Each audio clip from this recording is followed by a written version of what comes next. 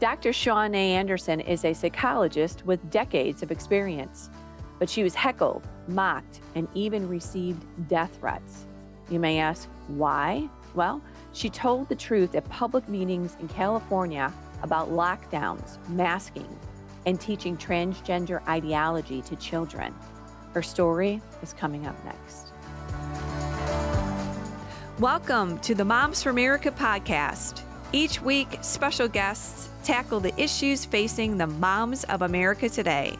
Discussions include personal stories and advice on how moms can build a strong foundation of faith, family, and freedom in their homes and country.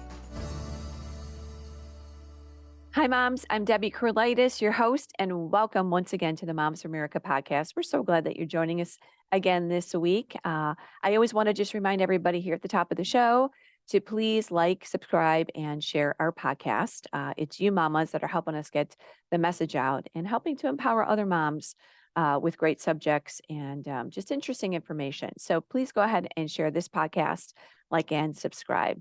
We also want to invite you, the mamas that are listening, the grandmas that are listening, would you please join our movement here at Moms for America? If you don't know about us, if this is your first time, we would love to welcome you to our family. We are mamas all across this country uniting together to fight for faith, family, freedom, and the Constitution.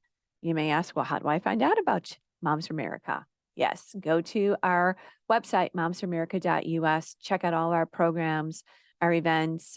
We have a plethora of information for you right on our website, and you can join the movement there. Alrighty, on to today's program.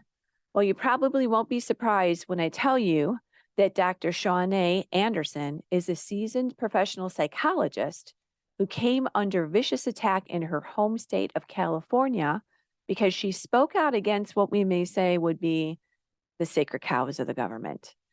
Dr. Anderson has over 25 years of experience. She developed a state-of-the-art treatment program for eating disorders, substance abuse, and trauma that transformed the lives of her patients. Well, welcome, Dr. Anderson. Thank you so much for joining us here on the Moms for America podcast. We're thrilled to have you. Oh, I'm so thrilled to be here. Thank you. All right. Before we get into the meat of this discussion here today, which is going to be very, very interesting, and you've got a compelling story, can you tell us a little bit about your tribe, your house, your kids? I know that you're a mama, and did I hear that you're actually a grandma too? I am. She just turned 6 months last week, and I'm absolutely obsessed. It is the most amazing thing on the planet. I'm born and bred, raised my entire life in Southern California. I have one son, 2 stepchildren, and my son is actually now deployed. He's in the armed services. He's in the Army. He's deployed. Thank you for his service. Would you please tell him that for Moms for America? Absolutely. Absolutely. He is in Eastern Europe, and he's married to a wonderful, wonderful woman. And she's actually been staying with us since my son deployed with my granddaughter. So it's just been quite the blessing. Oh, love that. Well, I heard that grandma thing is amazing. I'm not there yet, but everybody that is, they're just like best thing ever. So best thing ever. Yes. You're another testimony to yes.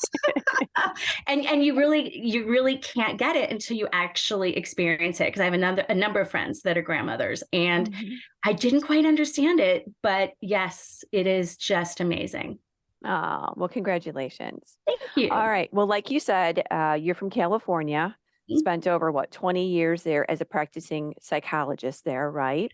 Yes.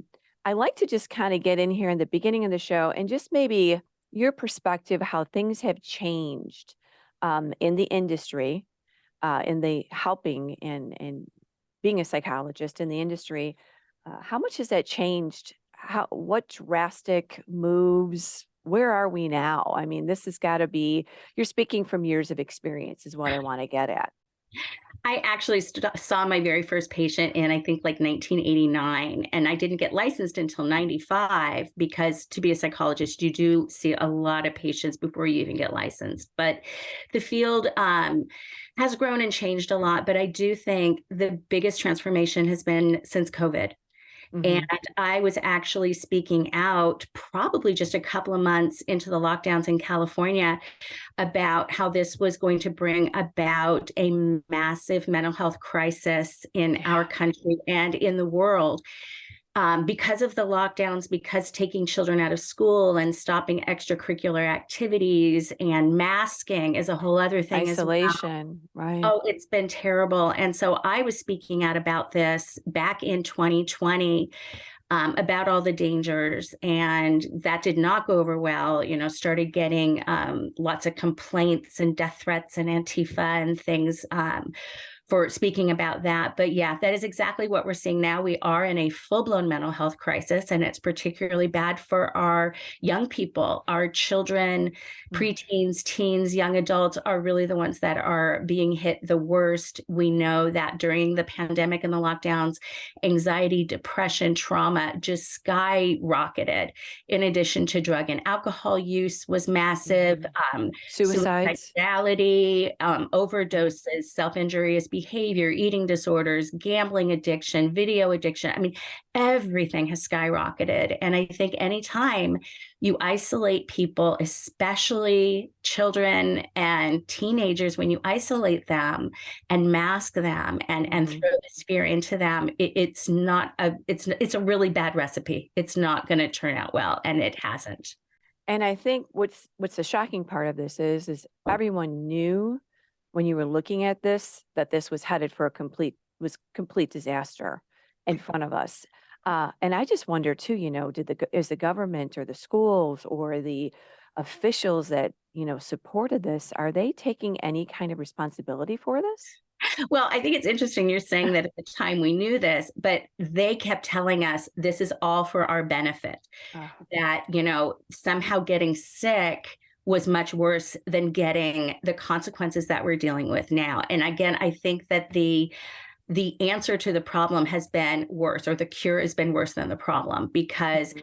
we know we're having just an inundation in the mental Yeah. health field, that so many people can't even to get in to see clinicians, that states are having to actually quickly help people get licensed, because there's just the demand is so much greater than what we even have the capacity to Mm. meet. So the demand, if you're looking at your career over 20 years, the demand for the industry is at an all-time high Mm, because of one, the horrible progress that our culture has made, and I mean progress in a negative way, yes. um, devaluing and just all the pressures on our kids. Then, let alone you put COVID, let alone you put gender crisis, let alone you put a society that has no respect. So you see the demand for psychologists at an all-time high right now. Absolutely. And I have actually, I think, actually during the lockdowns, and in California, it was some of the worst for years. And Mm, I had never, ever been busier in my entire practice, ever in my mm, entire time working. I mean, I was going from an average of maybe 25 to 30 patients a week to over 40 patients a week, getting 10 phone calls a week, having to refer out constantly. I mean, it's been a really trying time. And what we're also seeing is a lot of the clinicians out there are now getting burnt out, because we've been on the front lines of this for over 2 years. And so right. while the demand is so great, so many therapists are just working way too hard, that we're now suffering. And I will say this too. I've got a younger son, and I think it's very, I guess popular wouldn't be the right word to say, but it's very common that everyone is in some type of counseling. Back in the day, right, when I grew up, people were only in counseling if maybe their parents were going through a horrible divorce or there was something traumatic in the family, like a loss or a death.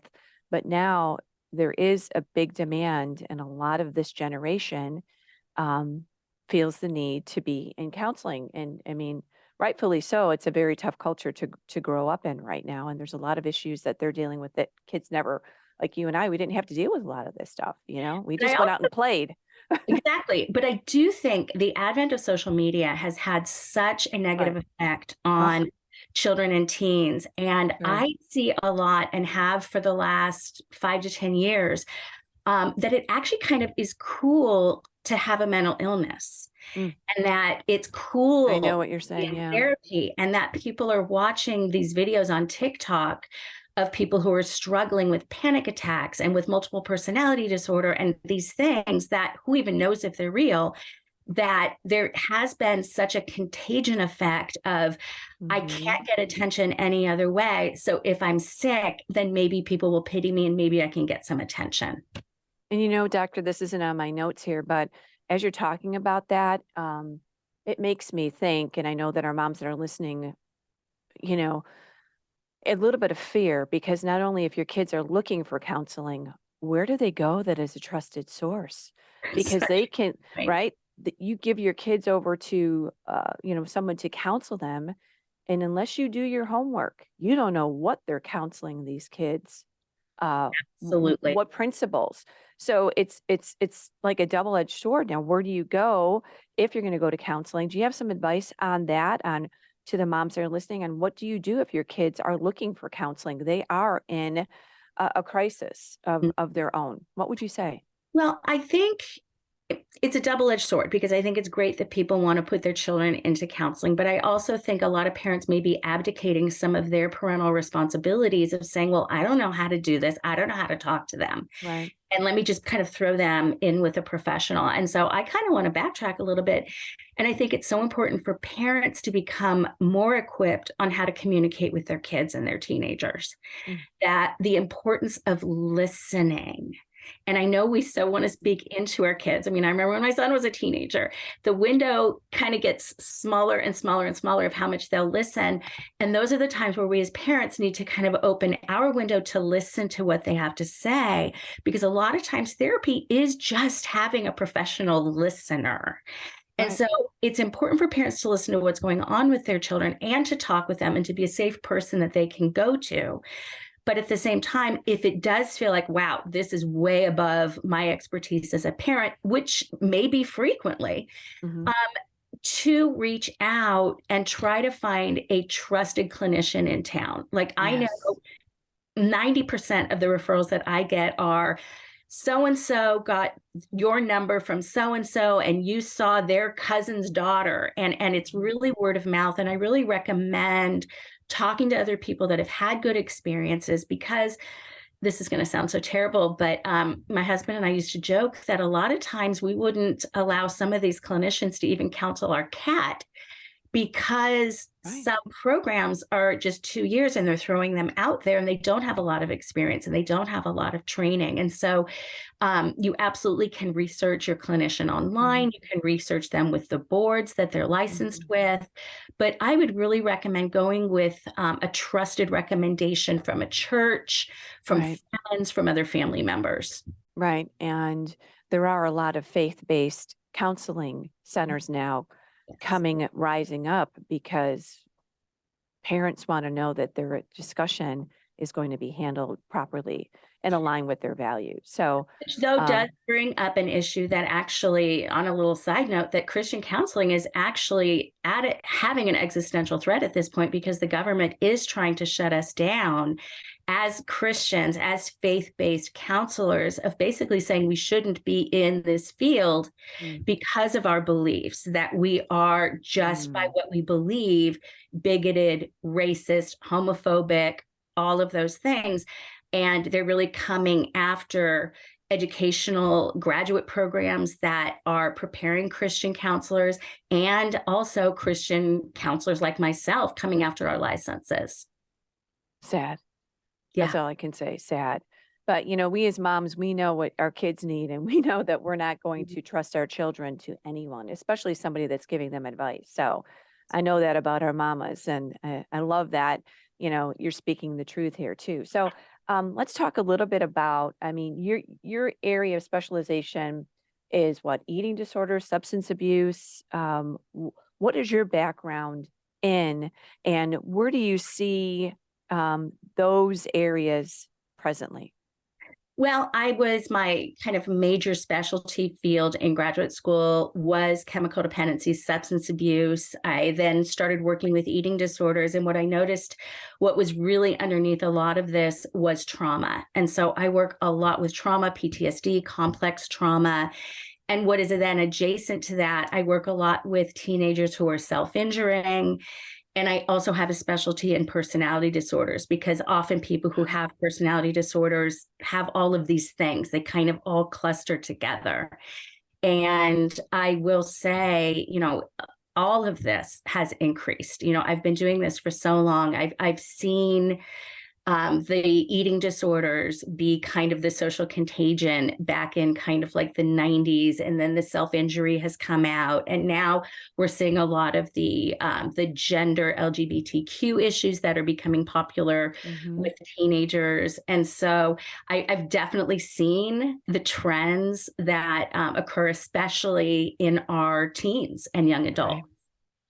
So you brought up obviously an issue that has progressed, and that's the gender fluidity, the trans issue, identity, picking an identity. Where do you see this now? And are you able to give some advice to our moms about this issue? Because this is very, I don't know. We hear it's common. I hear that it's 30 to 40%. I don't know, doctor. What is it right now? It is here. I don't know the stats off the top of my head, but it's here. It's landed.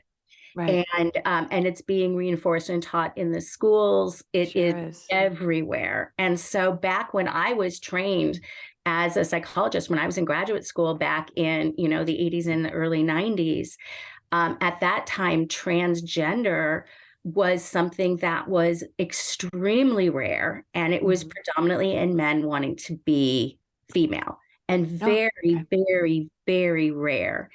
And I do think things started changing maybe 10, 15 years ago, and it was becoming more celebrated. I think when Bruce Jenner transitioned and did all of that, I think it slowly became more and more okay. I think the media has really been almost like forcing this in our face. But I do actually believe that COVID made the biggest difference. I think if you're keeping children out of school and they can't hang out with their friends, what are they going to do? They're going to spend all day online.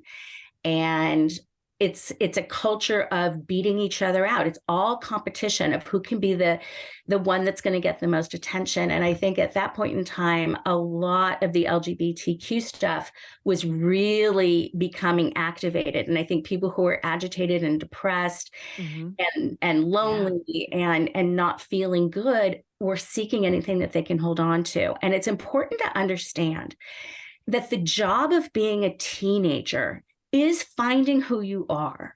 The whole part of being a teenager is finding your identity. And that's why it starts at about puberty, and you start seeing, your teenagers are going to be hanging out with this group of friends. And then the following year, they're with this group of friends. And then all of a sudden, they want a purple mohawk. No, now they want to be, so impressionable, because they're on this journey of trying to figure out what they really like, because they have absolutely no clue. Right, which is totally normal, right? Appropriate to try on these different identities to find what really fits for them. Well, what's happening now is I think there isn't much direction on just identity itself, because nobody's really talking about individualization. I think as we're approaching a lot of kind of almost like communistic theology, if you can use that term, being taught through this social emotional learning. And I don't even want to get caught up in critical. No, we've talked a lot about social emotional learning as the umbrella, because this is how they're getting into the schools. This is how they are teaching. They're indoctrinating the kids. And I think too, to your point, we're pushing kids to just one message now. And the message is be whatever you want to be, pick your gender, pick your pronoun, starting in kindergarten. And they're stopped on a normal journey, is how I think you're absolutely right, that they are indoctrinating them, that you can kind of be whatever you want to be, but there is no scaffolding. There is no assistance to actually help a teenager through that process.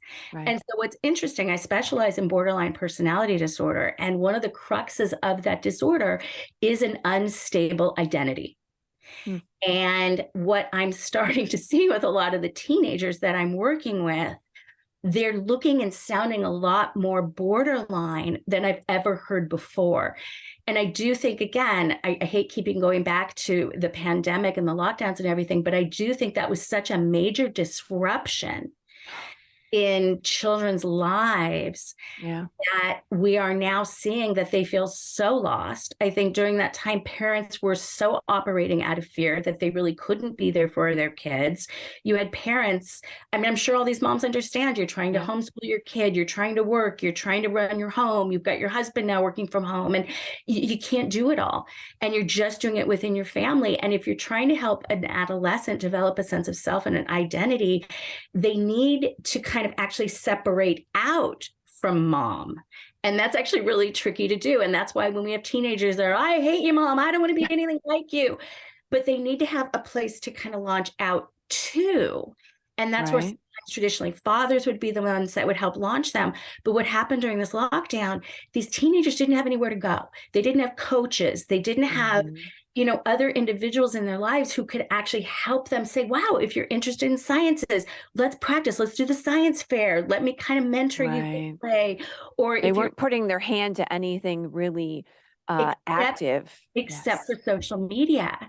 That was really all that was That left to is sad. them. And that's where I think the indoctrination of the gender fluidity came about, the normalization of just all of the sexual identity stuff and just all of that. And that's why I think we've seen such a tremendous increase in especially Right. teenage girls seeking to find an identity because one, it's very difficult to be raised female in this country. And I remember when I was a teenager 1,000 years ago, how uncomfortable I felt in my body and growing up into a woman.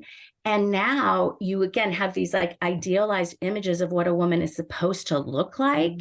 Right. And the Kardashian generation, it's Yeah. impossible. You're not going to measure up. You're questioning who you are. You've got anxiety and depression. You're not getting much direction other than the fact, look, I don't like my body. I don't feel good about myself. I'm not being celebrated as a female anymore in terms of what that really could be. Mhm. And so maybe something's wrong with me, and maybe it's just my gender. And my girlfriends are really nice and wonderful. I love them. I feel safe with them. Maybe I'm in love with them. I think that there's so much confusion that nobody is really guiding and directing them in the ways that they need to be helped. I'm just going to ask you for advice then.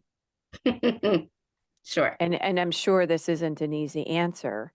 Um, what would you say though? Just pausing for a moment there, because what you just said, doctor, it's heartbreaking, but this is what a lot of parents are dealing with. Yes. And I know they've got to, pray through this and they've got to direct their kids and talk and share. But do you have just a pause here that you would say to moms right now if Mhm. their girls are dealing with this identity crisis? I think the first thing you got to do is identify it and talk to your daughters and say, the last however old your daughter is, the last, if they're 13, the last 3 years, the last Mhm. 5 years, if they're older, of really looking from puberty forward, of validating what a difficult time this is. And they don't want to hear about your experience, but just say, I can relate, and that's sufficient. Mhm. And then just say, I want to be able to help you. Your job as a teenager is beginning to look at things that you like, that you don't like, and begin to question these things and see if you can come alongside your teenage daughter, almost like as a good aunt, a good big sister, as almost like a coach Mhm. that's not going to parent and tell your daughter what she needs to be, but to kind of talk with her, find out what she's interested, what are things that she likes, and beginning to work with her on different things. Like I know I have a teenage patient, and her father had cooks meals, and she became interested in wanting to do that. And he just kind of brought her under his wing to where they cooked dinner together every night. And so for a year, she's like, I want to be a chef. She doesn't want to be a chef anymore, but she got an opportunity to Right. play out what that was. And she got to explore a part of her that for a season, she had this identity that she wanted to be a chef. Mhm. And now she wants to do something different. She decides she wants to travel because her mom travels a lot. And so now she wants to be a flight attendant. And it's being able to give teenage girls opportunities for growth and understanding, and maybe even mentorship by other women in different careers. Right. I get a lot of moms that reach out to me. Usually their kids are in college. And the daughter will reach out to me, or the moms will say, hey, you know, my daughter is thinking she might want to get into being a psychologist. Could you talk with her? Could you meet with her for coffee? And just to bring about, I think we as moms need to mentor our children and each other's children, each other's daughters in particular, That's to a good really challenge. Yeah. talk with them about career, but also being a mom and the Right. value in that, and having that identity as either a professional woman, as a mom, as both, and really mentoring them and walking through these things. Because I do think being a woman, I think feminism has done a disservice for us. I think initially it really fought for our rights to be able to be whatever we want. But I think now Right. there's this expectation that we have to be everything. And I think just being a woman in and of itself is no longer valued. We're either a sex object, or we are, you know, a power woman who is, you know, a president of a company.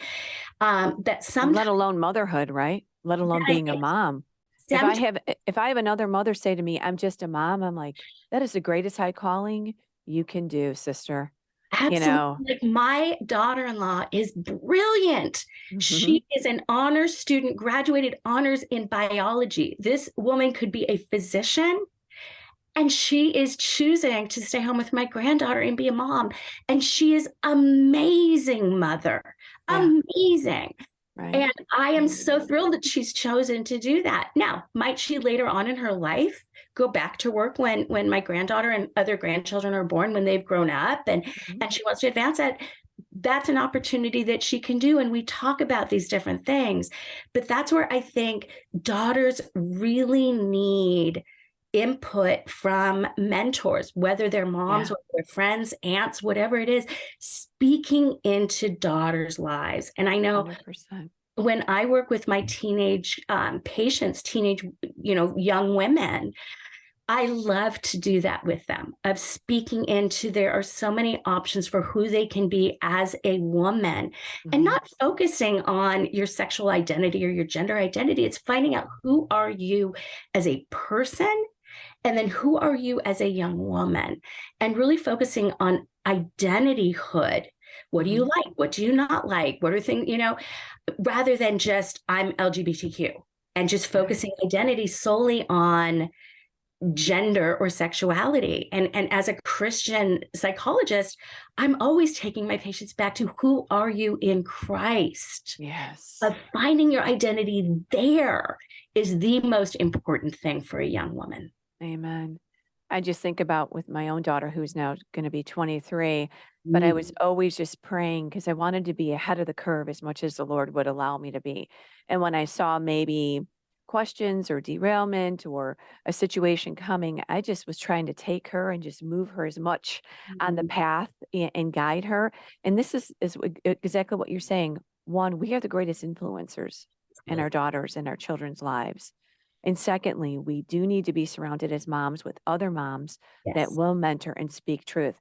My best friend is like an aunt to my children, and she comes right along and she just speaks truth right to them, whether they like it or not. Or grandma. Let's not forget about the grandmas, right, doctor? Yes, Because absolutely. they have such a high calling. And I say this right now to the grandmas that are listening. You need to be speaking truth and coming along. You are one of the greatest mentors of your grandchildren. So I think if we all just work together collectively, we will be able to guide the hearts and minds of our children as we pray over them and teach them. Especially for those teenagers, because during that season, and you've completed probably that part of the teenagers that are like, I hate you, I don't want to hear what you have to say. And parents taking that personally without recognizing, no, that's actually a natural part of separation individuation, that the teenager needs to push against the parent that they're usually the closest to and have the best relationship with. It's got to be nasty and dirty and crazy to separate. We don't like that, though. So they can be their own person. Yeah. But what happens is during that season, when that teenage girl is trying to push against the mom cannot take it personally. Mom cannot get down and dirty with her daughter and fight back like she really wants to. I'm like, what are you talking about? I'm just your mom. Right. That's when she needs to kind of allow some of that. But that's also a critical time for grandmothers to come in, for other moms to come in. Because if you just allow that child to push out against you and go into the world, they're getting inundated by a lot of negative messages that we don't want our daughters to be hearing.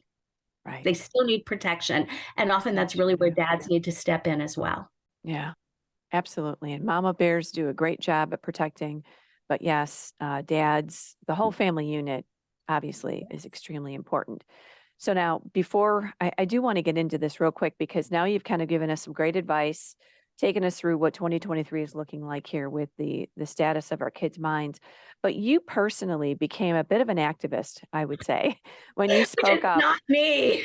When you spoke up at your school board meeting and city council meeting about these particular topics. You spoke as a professional. You spoke about the concern for children, and I'd like to hear that story just real briefly before we close, because so many of our parents are really like you. I'm not an activist. I don't want to run for anything. I don't want to speak up, but are feeling compelled to come against the culture that is redefining the family and our children.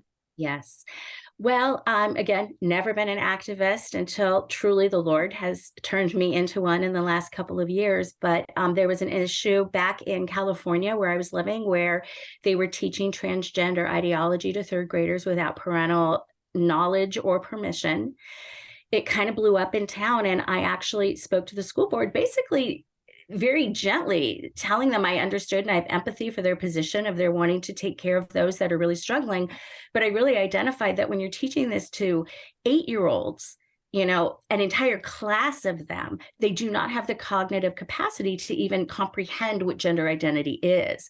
They everything is black and white. There is no gray. And so I was really just confronting the school board saying, this just needs to wait. If you're going to do this, I wasn't even getting into how inappropriate it was or the indoctrination or anything. Again, we're talking about 8-year-olds, and this is fully here in Illinois. This is all across the country now. This is going down to kindergarten, right? Well, that's where after I spoke, our superintendent said that he thought that teacher, what she did was excellent, and has now instituted this type of education K through 12. And when I was done speaking at that school board meeting, I was, booed, hissed, called a hater. It was not pleasant. I went home. I felt physically sick. They had the final meeting of the year the following week. I was going to go back again and say something. And while I was working on what I was going to prepare for later that evening, I got an email from a colleague and friend who is part of the city council, who said, you need to sit down and read this email I just forwarded to you. And it turns out that a transgender activist who works with the school board had actually filed a 51-paged complaint to my licensing board in California, basically saying I've got what she had written, that I had violated my professional ethics, standards, and codes, and that there was, and this is a direct quote, an imminent risk of substantial harm to students and families within the school district, all residents of the city and the county. She said that the statements that I made about transgender people, which I didn't even say anything about them, reinforce bigotry, exclusion, and harmful acts, that I was attempting to restrict the civil rights of others. She literally labeled me a white supremacist and alleged that my conduct was tantamount to an incitement of violence, as therapy with me would put a patient at risk of great harm, including death. So you're reading this email like, what in the world? I just said, hey, maybe we don't want to talk about sexual situations or gender or identity to 8-year-olds. Right. And now this happens. Well, so this person's challenging your license. Absolutely. Wow. Oh, absolutely. And not only did she send it to my licensing board, she happened to CC it to the U.S. representative in my state, the California representative, the city attorney of this city at the time, the entire city council, and the school superintendent. So she completely maligned me to Mm, some of these individuals that I've known actually even since I was a child, because that was the city I grew up in. wow. And at the time, I was just devastated because my license is all that Sure. I have. That's my livelihood. And Sure. I was just floored and I didn't know what to do. I was hysterical. I was crying. Spoke with my husband, spoke with my pastor, spoke with some friends, had a lot of people praying for what I was going to do in response. And then a What did you friend do? basically said, Shanae, if you don't speak out, they win. Ah, And he really pointed out, as did everybody, that this was an intimidation tactic. sure They were was. bullying me and they were trying to silence me. And it almost worked. Mhm. And literally, by the power of Jesus Christ, I went back. There were about 500 people at the next meeting that evening. They had Antifa there, they had people protesting. Fortunately, my church showed up en masse and was praying. I mean, it was Mm, volatile. I called the school board out on what they did, that they had called me a hater the week before, but that now I really understand hate because of what's being done to me. I right. asked them to condemn what she had done, this woman who had filed the complaint. They wouldn't do it. When I left, they had individuals following myself and I. We were required, my husband and I, we were required to have bodyguards walk us to our car. We were followed. They tried to dox Mm, you and harass you. I had to call the police because we were followed home. terrifying. Very terrifying. I'm on, Antifa's been after me ever since, and very, very, very terrifying. But there is good to this. Um, I wanted to shut down. I wanted to not speak out. But what the Mhm. Lord did is he actually used this opportunity. I have been working kind of tangentially with an organization called the American Association of Christian Counselors in Lynchburg, Virginia. Okay. And they actually have been hearing similar cases to mine nationwide.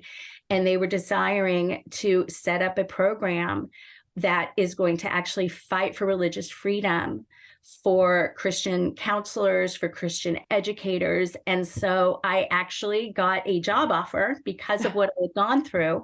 Wow. And so now I am the director of psychology and the co-director of the Division of Ethics and Advocacy for the American Association of Christian Counselors, where we are fighting for Christian counselors like myself nationwide who are getting shut down Right. by They're the government. canceling them. Yeah.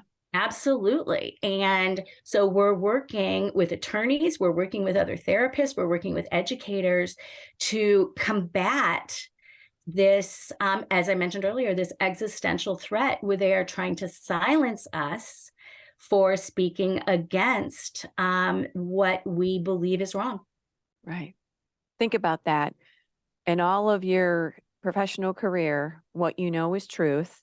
All Mhm. you were sharing was a complete warning and your opinion Yeah. professionally. And then all of a sudden, they're going to cancel you and really make you an example. But I love that you are now helping other voices all across the country. And just as an update, how is it going across the country? It's wonderful. My husband and I had been talking actually for several months of wanting to, or several years actually, of getting out of California, but I really felt that the Lord hadn't released me yet because I was so busy fighting in California. But he definitely released me. It's a very different lifestyle out here in California or out here in Virginia than it was in California. But we've only been out here since October. But loving the work that I'm doing. I'm still have my private practice. I'm working with my patients Okay. virtually. I'm working with the American Association of Christian Counselors. I'm going to start teaching at Liberty University in fall. And Wonderful. yeah, and so never anything that I thought the Lord would have me do, but he has equipped me. And I think that's really the message that I like to share with people. I've never been political in my life. I hate conflict probably more than anybody. Hate it, hate it, hate it. I know. I hate it too. But the Lord can give you strength, and his words, and his word tells us that he will give us the words when we have to speak up for That's right. truth and righteousness. And that I'm nothing special. I'm a mom. Yeah, I'm a psychologist, but I'm not one that would ever speak out at a school board meeting. I'm not even the mom that would even go to a school board meeting.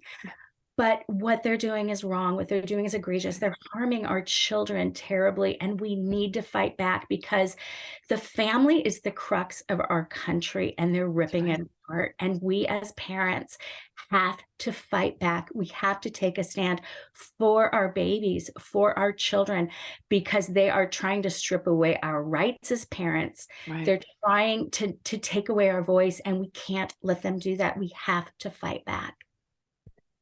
Well, I was going to ask you for a wrap-up statement, but doctor, you just gave it to me. I Mhm. mean, what a righteous cause. What a positive note to end with. Mm. Whatever God calls us to do, if we can step into it, run forward, not be intimidated, he will open up doors for us to do great things. So thank you for being a warrior. We love hanging with mamas like you. Thank you very much. Mama Bears, love you all. All right. Well, God bless you and your journey and what you're doing, and keep speaking up, and because we need people like you Thank sharing you. the truth. Thank you so much. And thank you for having me on. Thanks, doctor. Amazing story from Dr. Anderson. And it kind of reminds me a little bit. We work with people all across the country, but recently at Moms for America, we had a Legacy Awards luncheon at Mar-a-Lago. And country singer John Rich was there, and we awarded him the Champion of Freedom Award. He made a statement at his acceptance speech that applies to today's podcast. He said, "Fear is contagious, but courage is even more contagious." I hope the courage of Dr. Anderson will be contagious and spread like wildfire all across America. Moms speaking up. And yes, we need to be courageous. So you can do this, mama. Alrighty. Also, I'd like to just remind everyone to stop by, check out our website, sign up for our newsletter at momsforamerica.us. I also remind everyone every week about our signature program, which is called the Cottage Meetings. 12 lessons that will inspire and educate you about America's amazing heritage and history, so you can share the principles of liberty in your home and in your community.